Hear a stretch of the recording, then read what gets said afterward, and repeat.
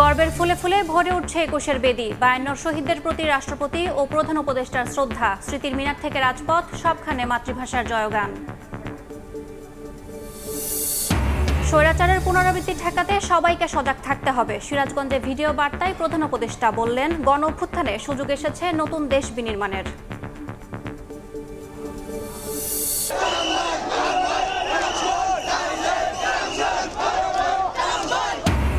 সরকারকে সর্বাত্মক সহযোগিতা করছে বিএনপি। কুমিল্লায় সমাবেশে মির্জা ফখরুল, জাতিকে অনিশ্চয়তায় না রেখে দ্রুত নির্বাচনের তারিখ ঘোষণার আহ্বান।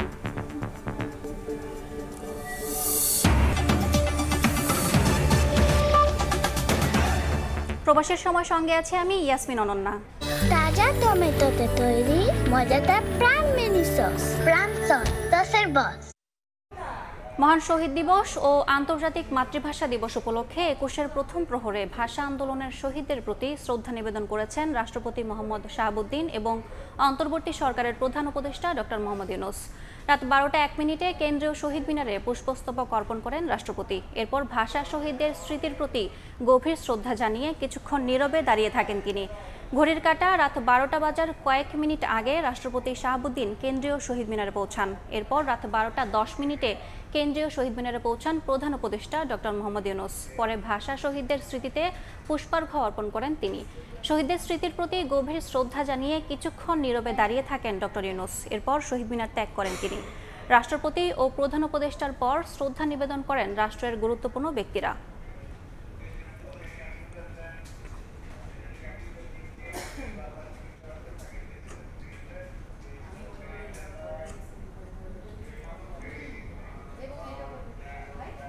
একুশের প্রথম প্রহরে ভাষা শহীদদের প্রতি শ্রদ্ধা নিবেদন করছে জাতি। এই মুহূর্তে কেন্দ্রীয় শহীদ মিনারে আছেন সহকর্মী তাজওয়ারা মাহমুদ ও শাকির আহমেদ এবং ময়মনসিংহে আছেন ওবায়দুল হক। সরাসরি প্রথমে যাচ্ছি শাকির আহমেদের কাছে।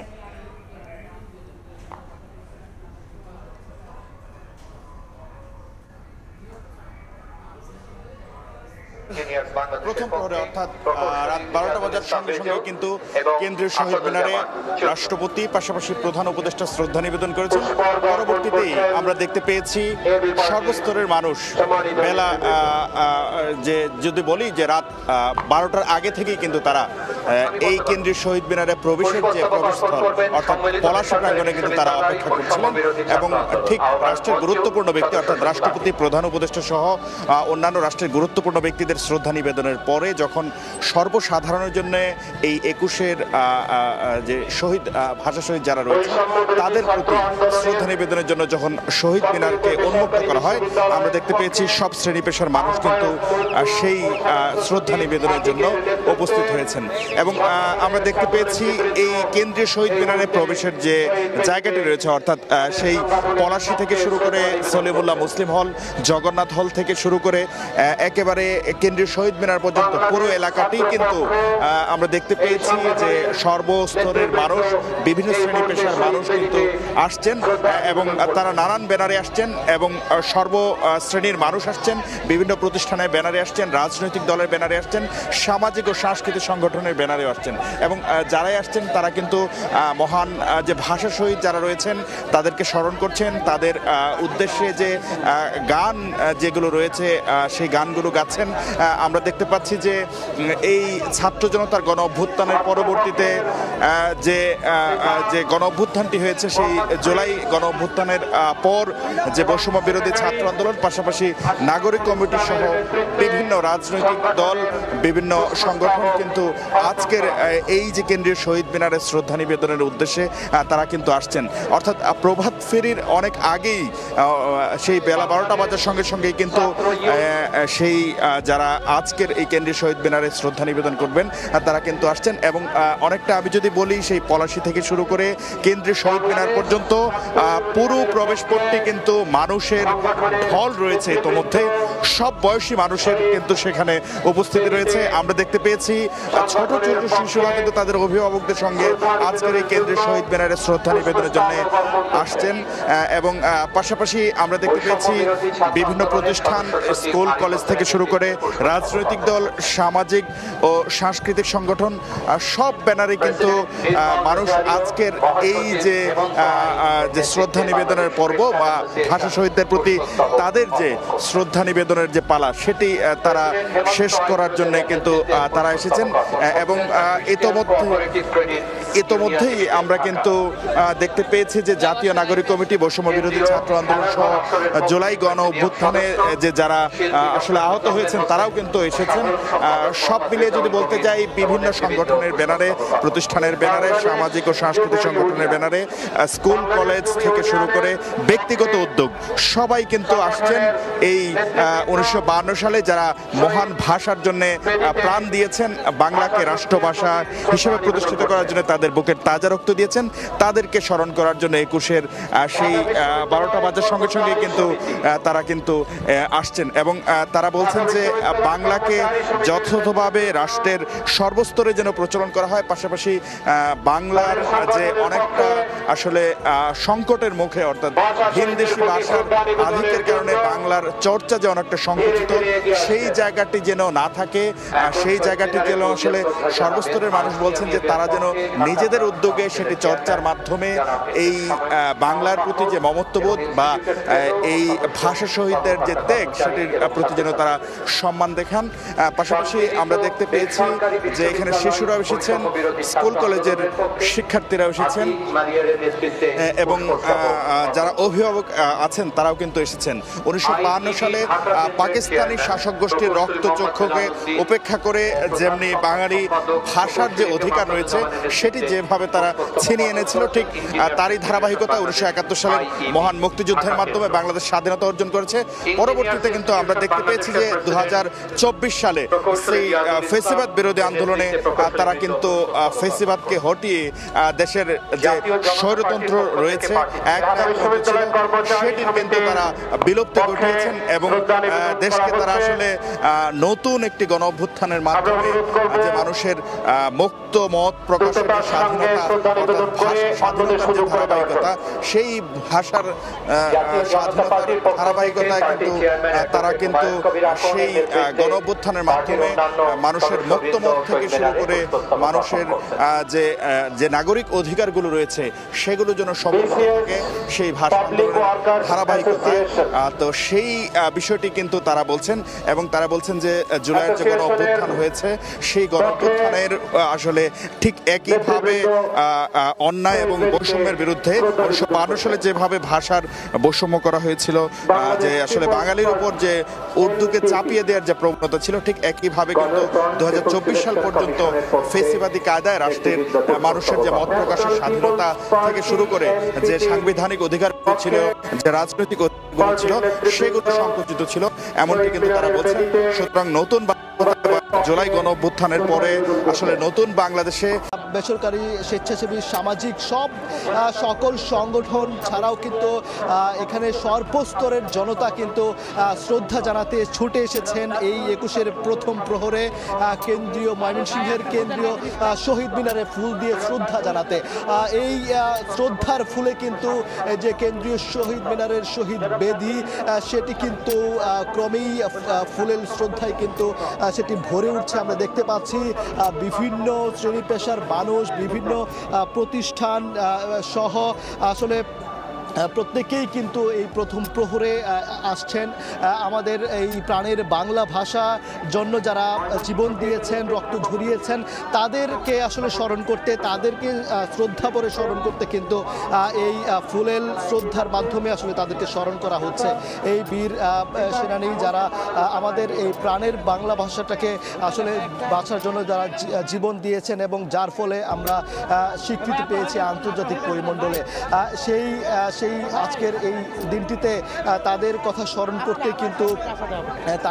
স্মরণ করতে কিন্তু ছুটে এসেছেন প্রত্যেকেই, সর্বস্তরের মানুষ, বিভিন্ন রাজনৈতিক দল, সরকারি সহ বিভিন্ন রাজনৈতিক দল, সামাজিক স্বেচ্ছাসেবী ক্রীড়া সংগঠন, সর্বস্তরের মানুষ কিন্তু ছুটে এসেছেন এই শহীদ বেদিতে ফুলেল শ্রদ্ধা নিবেদনের জন্য।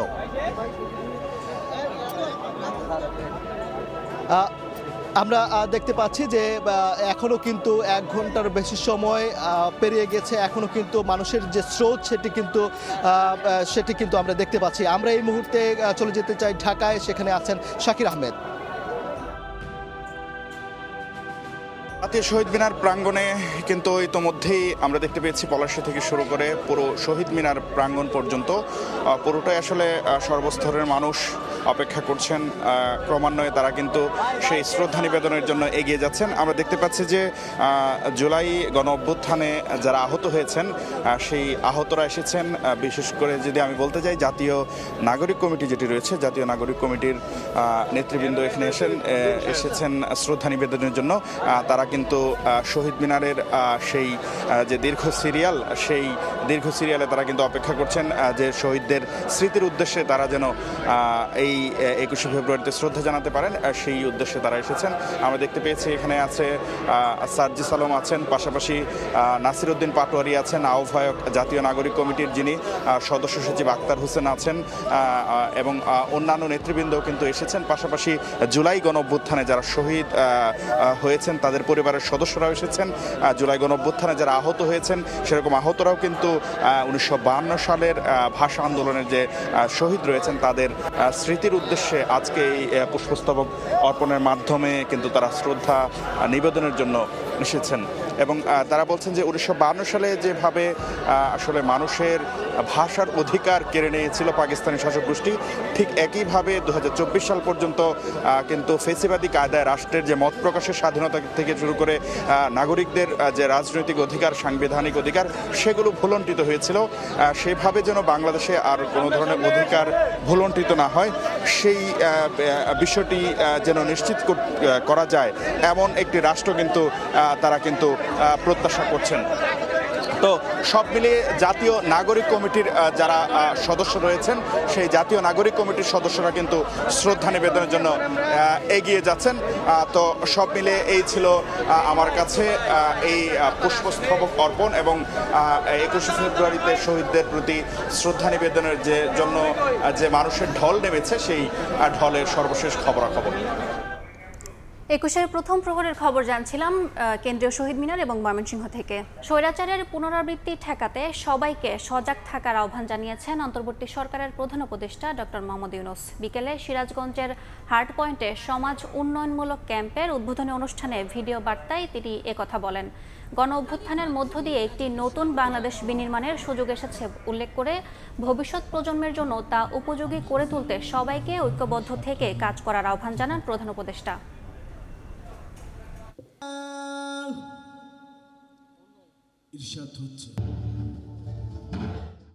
স্কাউটের মাধ্যমে সমাজ উন্নয়ন কার্যক্রমের অবারিত সুযোগ রয়েছে।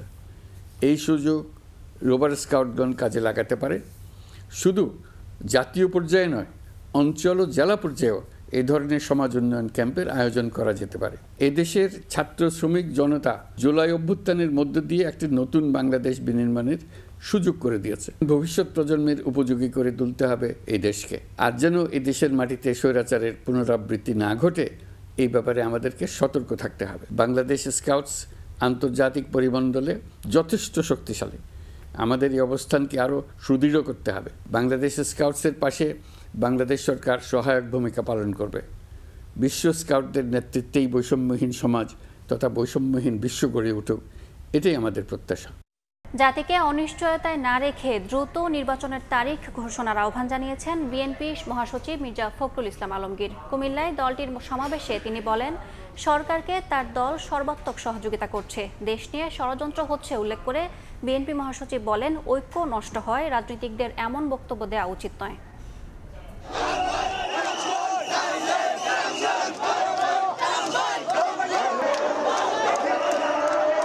দীর্ঘ সময় কেউ ছিলেন ঘরবাড়ি ছাড়া। রাজনৈতিক মামলায় অনেকেই ছিলেন কারাগারে। কর্মসূচি তো দূরে থাক, পারিবারিক অনুষ্ঠানেও ছিলেন অনুপস্থিত। কুমিল্লার লাকসামের এমন অসংখ্য বিএনপি নেতাকর্মীদের কাছে এ যেন উৎসবের দিন।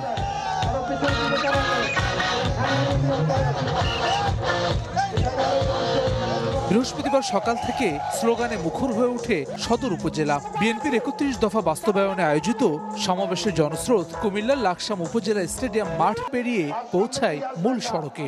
সমাবেশে যোগ দেন বিএনপি মহাসচিব মির্জা ফখরুল ইসলাম আলমগীর। জাতিকে অনিশ্চয়তার মধ্যে না রেখে সরকারকে দ্রুত জাতীয় নির্বাচন দেওয়ার আহ্বান জানান তিনি। কাল বিলম্ব না করে দ্রুত নির্বাচনের ব্যবস্থা করুন। তার জন্য যতটুকু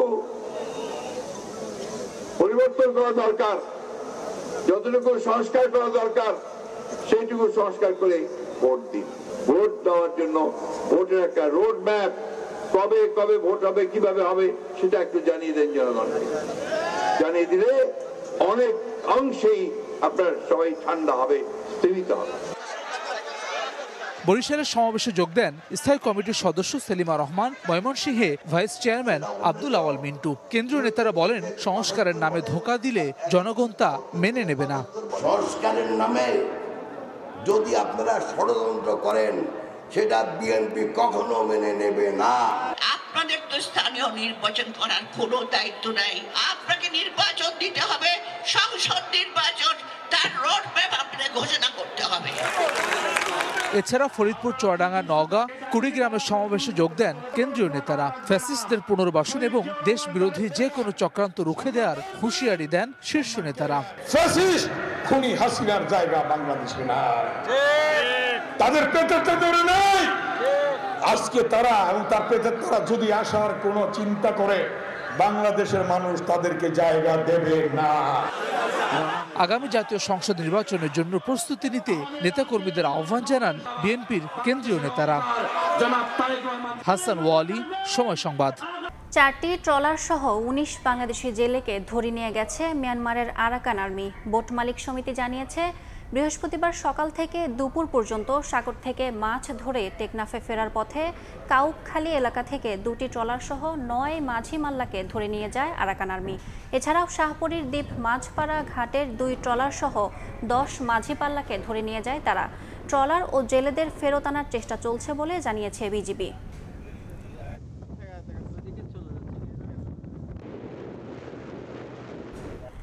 নিজেদের নিরাপত্তার জন্য যুক্তরাষ্ট্রের ওপর আর নির্ভর করতে পারে না ইউরোপ। ইউক্রেন ইস্যুতে মার্কিন ইউরোপীয় টানাপোড়েনের মধ্যে আগুনে ঘি ডালার মতো এ মন্তব্য করলেন ফ্রান্স সরকারের মুখপাত্র। এছাড়া ইউরোপের নিরাপত্তা এবং প্রতিরক্ষা ক্ষমতা ঝুঁকিতে রয়েছে বলেও হুঁশিয়ারি উচ্চারণ করেন তিনি। বিশ্লেষকরা বলছেন, বাইডেনের শাসনামলে সামরিক ও আর্থিক খাতে ইউক্রেনকে সবচেয়ে বেশি সহযোগিতা করেছে যুক্তরাষ্ট্র।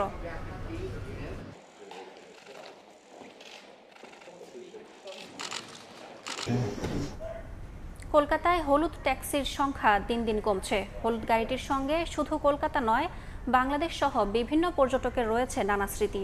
গত 1 দশক ধরে আধুনিক সব গাড়ি আর ক্যাব সার্ভিসের ভিড়ে বর্তমানে হলুদ ট্যাক্সি বিলুপ্তির পথে। এক সময়ের অভিজাত্যের চিহ্ন এই ট্যাক্সিকে টিকিয়ে রাখতে সম্প্রতি পশ্চিমবঙ্গ সরকারের সঙ্গে চুক্তি করেছে বেসরকারি একটি সংস্থা। এতে হলুদ ট্যাক্সিকে নতুন করে রাস্তায় নামানোর পরিকল্পনার কথা বলা হয়েছে। কলকাতা থেকে বিস্তারিত জানাচ্ছেন সুব্রত আচার্য, ছবি তুলেছেন বিশ্বজিৎ দাস। হলুদ ট্যাক্সির সঙ্গে কলকাতা শহরের রয়েছে অন্যরকম এক সখ্যতা।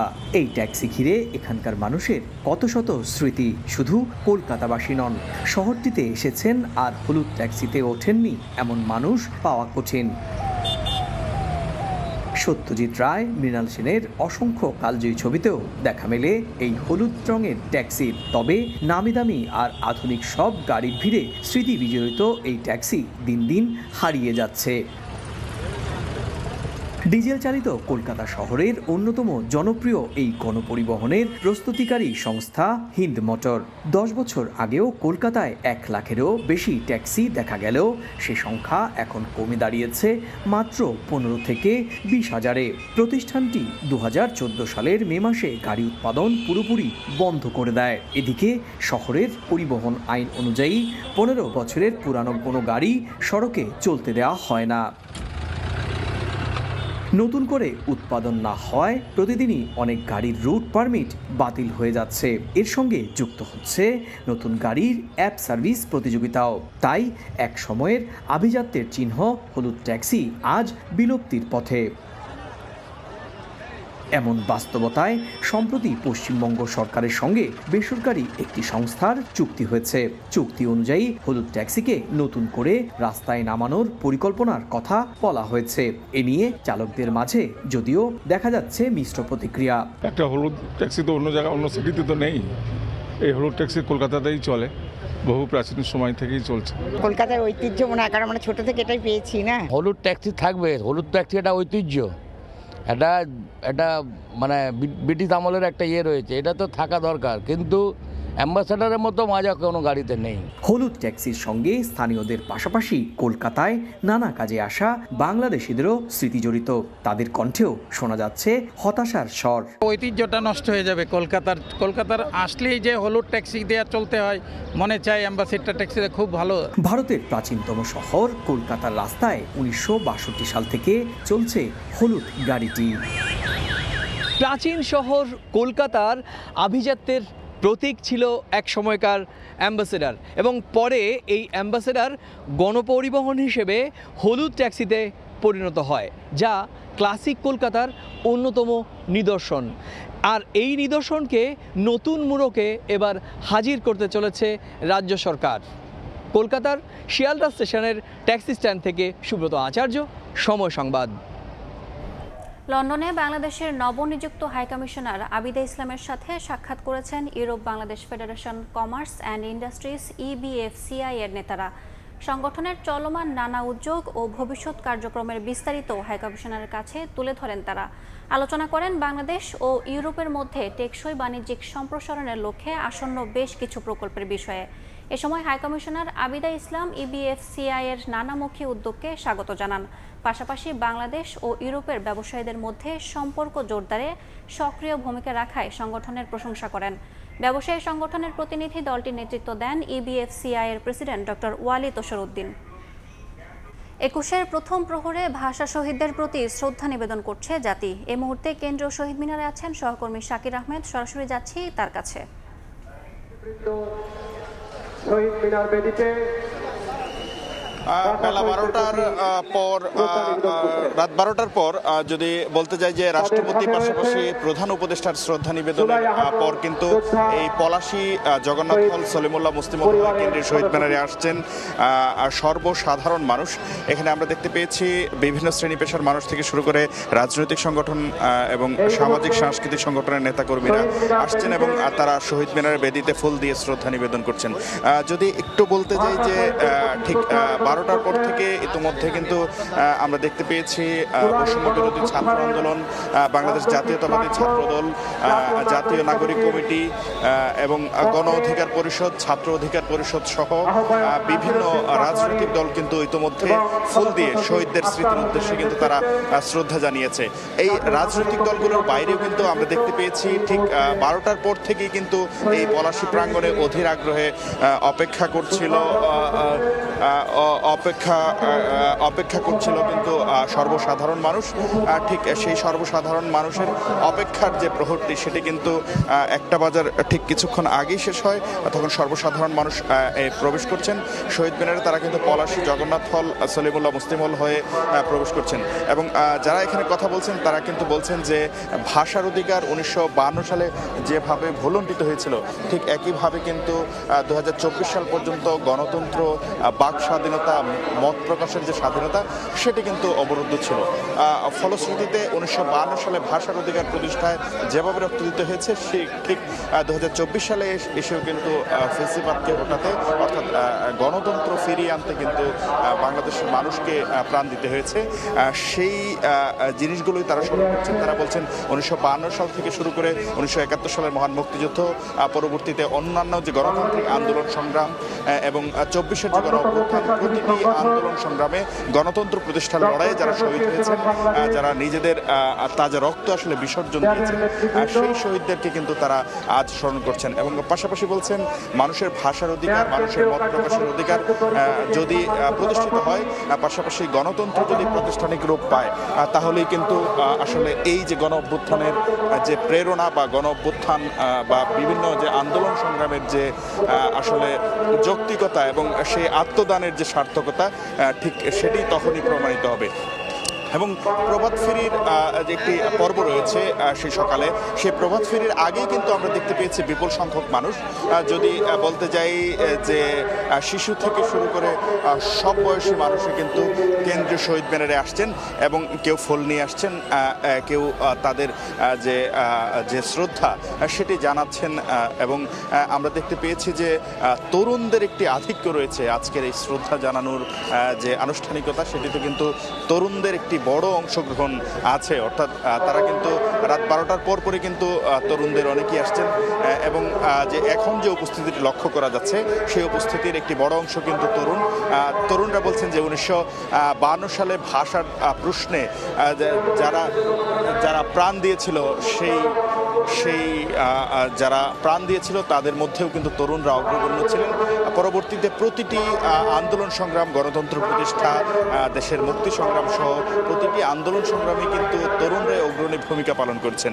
এবং পাশাপাশি যদি বলতে যাই যে 24-এর যে গণ অভ্যুত্থান, সেই গণ অভ্যুত্থানেও কিন্তু তরুণরাই অগ্রনায়ক ছিলেন, তরুণরাই কিন্তু সেটির প্রধান কারিগর যদি বলতে যাই, সেই প্রধান কারিগর ছিলেন। তারা বলছিলেন যে 1952 সালের যে ভাষা আন্দোলন বা ভাষার অধিকার প্রতিষ্ঠা করতে গিয়ে বাংলাদেশের মানুষকে যেভাবে প্রাণ দিতে হয়েছে, পরবর্তীতে প্রতিটি তাদের যে অধিকার, সেই প্রতিটি অধিকার প্রতিষ্ঠা অর্থাৎ স্বাধীনতার জন্য আবারও তাদেরকে প্রাণ দিতে হয়েছে, রক্ত দিতে হয়েছে। এবং 2024 সালে এসেও কিন্তু সেই একটি ভঙ্গুর রাষ্ট্র থেকে আসলে একটি স্বপ্নের রাষ্ট্র প্রতিষ্ঠা, অর্থাৎ যে সাম্য এবং মানবিক মর্যাদার যে রাষ্ট্র প্রতিষ্ঠা, সেই আন্দোলনেও কিন্তু তাদেরকে প্রাণ দিতে হয়েছে।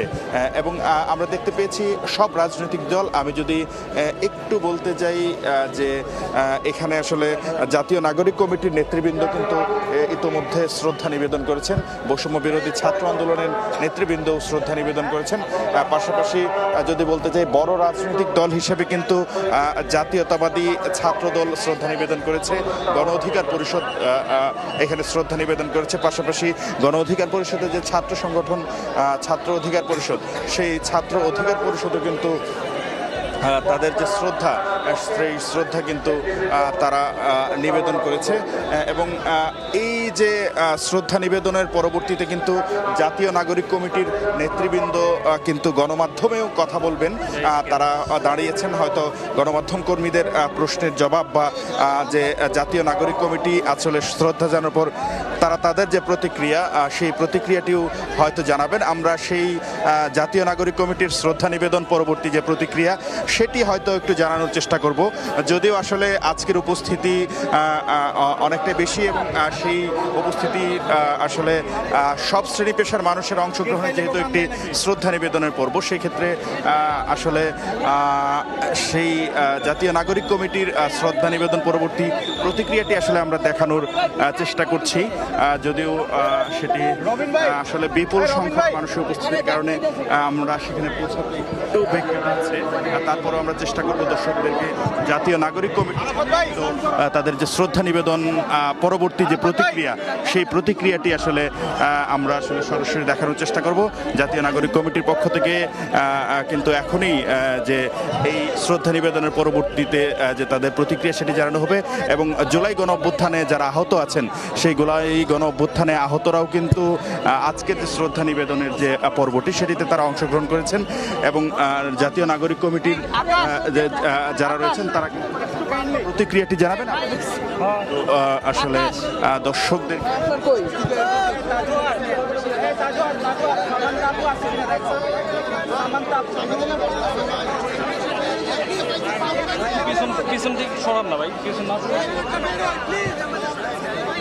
পাটোয়ারি রয়েছেন, পাশাপাশি মুখ্য সংগঠক সেখানে রয়েছেন, মুখপাত্র রয়েছেন, অন্যান্য নেতৃবৃন্দ রয়েছেন, সার্জিস আলম রয়েছেন, সামান্তা শারমিন সহ রয়েছেন এবং গণমাধ্যম কর্মীরা তাদের আসলে সেই শ্রদ্ধা নিবেদন পরবর্তী প্রতিক্রিয়া জানার জন্য চেষ্টা করছেন। এবং আমরা আজকে দেখতে পেয়েছি তাদের শ্রদ্ধা নিবেদনের যে পর্বটিতে, সেটিতে জুলাই গণঅভ্যুত্থান যে রয়েছে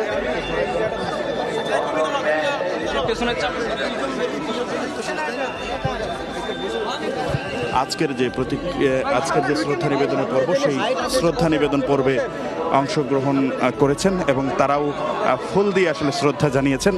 তারা তাদের আসলে ত্যাগের মাধ্যমে বাংলাদেশকে ফেসিবাদ মুক্ত করার যে আন্দোলন সেটি করেছেন। আমরা একটু প্রতিক্রিয়া শোনার সেই চেষ্টা করি।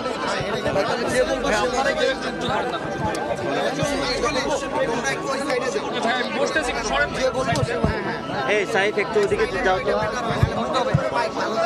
ভাই, ধরা সম্ভব হচ্ছে না, ব্যালেন্স শুরু করে দাও। আচ্ছা ভাই, আমি আচ্ছা একটু সাইলেন্ট। হ্যাঁ আচ্ছা, পিছনে একটু সাইলেন্ট, পিছনে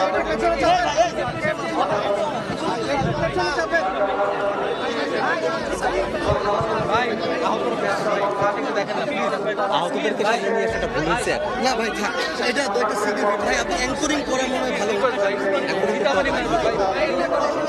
আচ্ছা, আমাদের জাতীয় নাগরিক কমিটির পক্ষ থেকে আমরা আমাদের আজকের এই 21শে ফেব্রুয়ারি মহান শহীদ দিবস আমরা আমাদের জায়গা থেকে আজকে পুষ্পস্তবক অর্পণ করেছি। আমরা আমাদের জায়গা থেকে মনে করি সেই 1952 সাল যখন আমাদের পূর্বসূরীরা রাজপথে ভাষার দাবিতে নেমেছিল, তাদেরকেও বাধা দেওয়া হয়েছিল, প্রতিরোধ করা হয়েছিল, 144 ধারা জারি করা হয়েছিল। কিন্তু যৌক্তিক দাবিতে লড়াই করা যখন আমাদের রক্তে, তখন রক্ত দিয়ে, জীবন দিয়ে আমরা আমাদের ভাষার দাবি আদায় করে নিয়েছি। একইভাবে 2024 সালে বাংলাদেশের ছাত্র জনতা যখন রাজপথে নেমেছে, তখন আবারও আমাদের বাধা দেওয়া হয়েছে, আমাদেরকে প্রতিরোধ করার চেষ্টা করা হয়েছে। কিন্তু যৌক্তিক দাবিতে আমাদের গর্বিত উত্তরসূরিদের মতো আমরা আবারও রক্ত দিয়েছি, জীবন দিয়েছি। আমরা স্বৈরাচারকে বাংলাদেশ থেকে উৎখাত করেছি। খুনি হাসিনা দেশ ছেড়ে পালিয়েছে, আমরা আমাদের যৌক্তিক দাবি আদায় করে নিয়েছি। আমরা বিশ্বাস করি 47 থেকে 52, 71 থেকে 24 একই সূত্রে গাথা এই বাংলাদেশে 24-এর অভ্যুত্থানের স্পিরিটকে ধারণ করে 52, 71 দ্বারা উজ্জীবিত হয়ে আগামীর বাংলাদেশ তরুণ প্রজন্মের নেতৃত্বে ছাত্র জনতা ঐক্যবদ্ধভাবে গড়বে। এটাই হচ্ছে আজকে আমাদের শপথ। সবাইকে অসংখ্য ধন্যবাদ। হ্যাঁ, আরো দুইজন ভাই ছট করে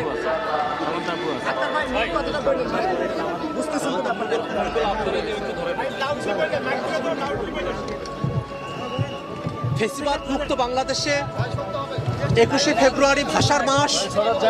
এই মাসে আমরা খেয়াল করেছি বাংলাদেশের তারুণ্যের হাত ধরে রাজনীতির এক নতুন ভাষা নির্মাণ হয়েছে। ফেসিবাদ মুক্ত বাংলাদেশের স্বার্থের পক্ষের এক রাজনীতি নির্মাণের ভাষা যখন তৈরি হয়েছে, তখন আমরা সারা দেশের মানুষের কাছে আহ্বান জানাবো 52, 71, 47 কিংবা 24 প্রত্যেকটা আন্দোলন, প্রত্যেকটা সংগ্রামের যে আকাঙ্ক্ষা, সেই আকাঙ্ক্ষার বাংলাদেশ বিনির্মাণে আমরা সকলে কাঁধে কাঁধ মিলে কাজ করে যাব। বাংলাদেশে কোনো হানাহানি মারামারি থাকবে না। 52-র চেতনাকে ধারণ করে, 71-এর চেতনাকে ধারণ করে, 24-এর চেতনাকে ধারণ করে আমরা এক সুন্দর সাম্য, মানবিক মর্যাদা এবং সামাজিক সুবিচারের বাংলাদেশ আমরা বিনির্মাণ করতে পারবো। আজকের শহীদ দিবসে এবং আন্তর্জাতিক মাতৃভাষা দিবসে এই আমাদের চাওয়া। বিসমিল্লাহির রহমানির রহিম। প্রিয় দেশবাসী এবং সাংবাদিকবৃন্দ, আমরা 52 সালে ভাষার দাবিতে লড়াই করেছিলাম, কিন্তু বাংলাদেশে অনেক ভাষা বর্তমানে হারিয়ে যাচ্ছে। আমরা সরকারকে আহ্বান জানাবো, বাংলাদেশের মাটিতে যতগুলো ভাষা রয়েছে সকল জাতিগোষ্ঠী এবং ভাষাগুলোকে সংরক্ষণ করার জন্য, তাদের অধিকার দেওয়ার জন্য, তাদের শিক্ষা চালু করা এবং 52 সালে সেই তমুদ্দুন মজলিস থেকে আমাদের যে কালচারাল একটি ফাইট শুরু হয়েছে সেটারই 24-এর মধ্যে আরো উজ্জ্বল হয়েছে। দক্ষিণ এশিয়াতে আমাদের যেমন অতীশ দীপঙ্কর রয়েছে, আলাউল রয়েছে, এই ধরনের অসংখ্য গুণী ব্যক্তিবর্গকে নিয়ে বিশ্ব মঞ্চে সরকারকে দাবি জানাচ্ছে আজকের এই প্ল্যাটফর্ম থেকে, আজকের এই 21শে ফেব্রুয়ারির প্রহর থেকে বাংলাদেশের যতগুলো দূতাবাস মিশন রয়েছে সব জায়গাতে বাংলা হাউস কৃষ্টি কালচার চালু করার জন্য। প্রত্যেকটা দেশের মধ্যে যদি আমরা বাংলা হাউস চালু করতে পারি, বিশ্ববাসীকে আমরা জানান দিতে পারবো বাংলাদেশের মানুষের আশা, বাংলাদেশের মানুষের মনন কেন আমাদের ভাই বোনেরা ভাষার দাবিতে শহীদ হয়েছিল। আমরা সরকারের কাছে দাবি জানাচ্ছি বাংলাদেশে বাংলা ভাষাকে সরকারি বিল পত্র থেকে শুরু করে স্কুল, কলেজ, ইউনিভার্সিটি সব জায়গাতে একটি সুন্দর পরিক্রমায় নিয়ে আসার জন্য। আমরা আশঙ্কা দেখতে পাচ্ছি গত 53 বছরে ভাষা ইনস্টিটিউট থেকে শুরু করে সবগুলো ভাষার যতগুলো প্রতিষ্ঠান রয়েছে এগুলোকে ক্রিপল্ড করে বা পঙ্গু করে রাখা হয়েছে। আমাদের যে জাতীয় কবি কাজী নজরুল ইসলাম যে বাংলা ভাষায় অসংখ্য সম্পদ আমাদের কাছে রেখে গিয়েছেন, তাদের কথাগুলো, তাদের কবিতাগুলোকে প্রিজার্ভেশন করার জন্য আমরা বিশ্বমঞ্চে বাংলা হাউস, বিশ্বমঞ্চে বাংলাদেশের সংস্কৃতিকে ছড়িয়ে দেওয়ার জন্য এই 24-এর গণ অভ্যুত্থানের পরে সুযোগ এসেছে। বর্তমান যে সরকার রয়েছে তাদেরকে এই বিষয়ে উদ্যোগ নেওয়ার জন্য আজকের এই প্রহরে জাতীয় নাগরিক কমিটি থেকে আমরা আহ্বান জানাচ্ছি। দেশবাসী আপনারা সক্রিয় থাকবেন, আমাদের কৃষ্টি কালচার রক্ষার কাজে সন্তানদেরকে সেই মন মানসিকতায় গড়ে তুলবেন, নিজের ভাষাকে সংরক্ষণ করবেন, ভাষা শহীদদের প্রতি সম্মান প্রদর্শন করবেন। সকলকে ধন্যবাদ। সরাসরি যুক্ত ছিলাম কেন্দ্রীয় শহীদ মিনার থেকে। এ পর্যায়ে শীর্ষ সংবাদগুলো জানিয়ে দিচ্ছি আরেকবার।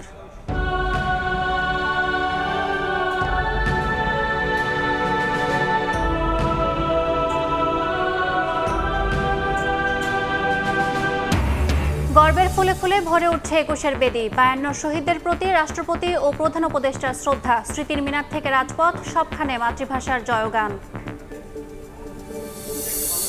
স্বৈরাচারের পুনরাবৃত্তি ঠেকাতে সবাইকে সজাগ থাকতে হবে। সিরাজগঞ্জে ভিডিও বার্তায় প্রধান উপদেষ্টা বললেন, গণ অভ্যুত্থানে সুযোগ এসেছে নতুন দেশ বিনির্মাণের।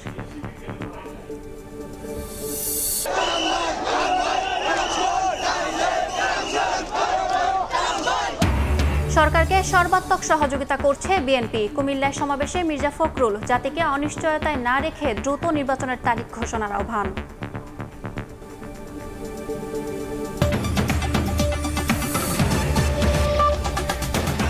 এ ছিল প্রবাসীর সময়ের সঙ্গে থাকুন সময়ের।